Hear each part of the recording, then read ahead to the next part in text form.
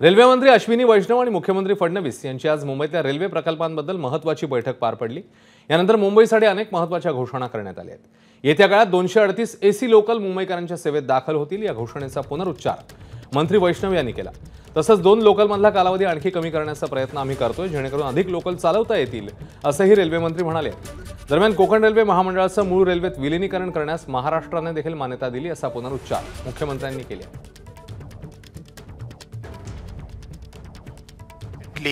माननीय मुख्यमंत्री जी के साथ चर्चा हुई थी, उसके बाद में तय हुआ कि 238 नई एयर कंडीशनड गाड़ियों का मैन्युफैक्चरिंग भी जल्दी चालू हो जाएगा। अप्रूवल प्रोसेस से निकल रहा है, वो सारा सैंक्शन प्रोसेस में है अभी। तो that will be another major improvement in the city transportation. Mumbai specific करके काम चालू है। इस साल के दिसंबर एंड तक उसका डेवलपमेंट कंप्लीट होगा, विच मीन्स आज जो 2 ट्रेन्स के बीच में मिनिमम 180 सेकेंड्स का टाइम हमें गैप रखना पड़ता है। If we reduce that 30%, that means we can have 30% more trains, right. आप जितना फ्रीक्वेंटली गाड़ी चला पाओगे, उतनी आप ज़्यादा सर्विसेज दे पाओगे। तर रेल्वेकडनं मुंबईसाठी नेमक्या काय घोषणा झाल्यात आपण पाहूया।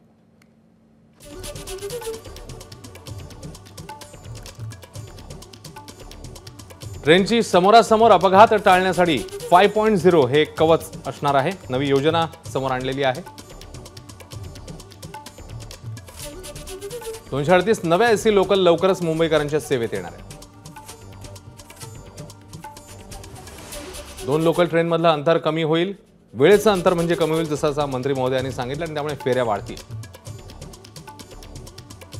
मुंबईकरांच्या सेवेत मुंबई वन कार्डची घोषणा करण्यात आली आहे,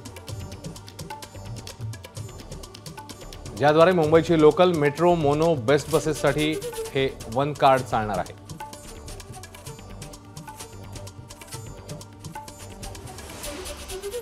तर राज्यासंदर्भात काय घोषणा झाली आहे तेही जाणून घेऊया। राज्यासाठी 1,73,804 कोटींची भरीव तरतूद करण्यात आली। गोंदिया बल्लारशाह रेल्वे मार्गाचं दुहेरीकरण, 4,819 कोटींचा 240 किलोमीटर प्रस्तावित कॉरिडॉर।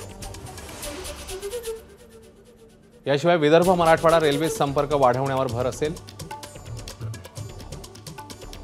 आंध्र प्रदेश छत्तीसगडशी व्यापार संबंध दृढ करण्यासाठी रेल्वे विस्तार करण्यात येतोय। अजमेर जळगाव जालना नव्या मार्गासाठी 7,106 कोटींची तरतूद। नवीन मार्ग देखील यामध्ये प्रस्तावित आहेत, ते कोणकोणते ते आपण बघतोय। मनमाड इंदूर नवा मार्ग 18,000 कोटींची तरतूद। मनमाड जळगाव चौथ्या मार्गाकरता 2,700 कोटी ठेवण्यात आले। याशिवाय भुसावळ खांडवा तिसऱ्या आणि चौथ्या मार्गाकरता 3,500 कोटी।